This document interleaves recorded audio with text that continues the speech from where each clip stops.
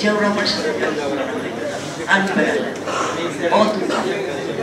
উনার ভিশনারি পদক্ষেপ, সুদূর প্রসারী চিন্তা ভাবনা কারোর সাথেই তুলনা করা যায় না। অর্থনীতি তো মুখ থুবড়ে পড়েছে, কিন্তু জিয়াউর রহমানের ভিশনটা ছিল সামরিক আইন প্রত্যাহার করে উনি কথা দিয়েছিলেন প্রয়োজনের অতিরিক্ত একদিনও উনি সামরিক আইন বলবৎ রাখবেন, উনি রাখেন।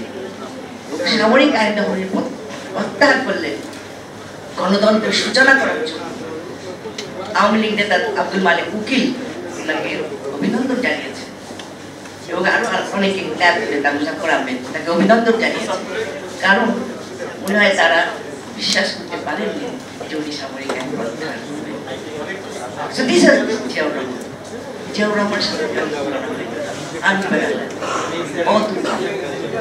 উনার ভিশনারি পদক্ষেপ, সুদূর প্রসারী চিন্তা ভাবনা কারোর সাথেই তুলনা করা যায় না। ওয়ালটন ফ্রিজ কিনে অনেকের মতো আপনিও হয়ে যেতে পারেন মিলেনিয়াল, সেরা পণ্যের সেরা অফার। এই যে বললাম দেশের সকল সেক্টরে অনেকে যে কথাগুলো বলেছেন আমি একটা দেশের সামগ্রিক উন্নয়নের জন্য সকল সেক্টর উন্নয়ন করা দরকার। শুধু ইনফ্রাস্ট্রাকচার ডেভেলপ করলাম, মেট্রো রেল আর ফ্লাইওভার করলাম, দেশ উন্নয়ন হয়ে গেল, এটা না।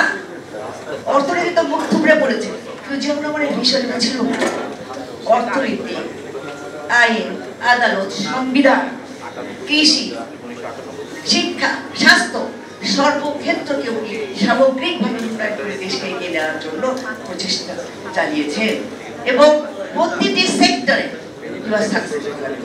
তিনি অত্যন্ত সাকসেসফুল একজন রাষ্ট্রনায়ক হিসাবে ইতিহাসে তার নাম চিরদিন স্বর্ণাক্ষরে লেখা থাকবে। আমরা আজকে আলোচনা করছি, আমরা কালকে আলোচনা করব না, কিন্তু ইট ডাজন্ট ম্যাটার আলোচনা আমরা করি বা না করি। জিয়াউর রহমান যা করেছেন সেটা সবসময় সত্য। আজকে তাকে স্বাধীনতার ঘোষক হিসাবে কেউ মানুক বা না, কিন্তু the fact remains that he proclaimed the independence of the country. এটা তো কেউ বদলাতে পারবে না।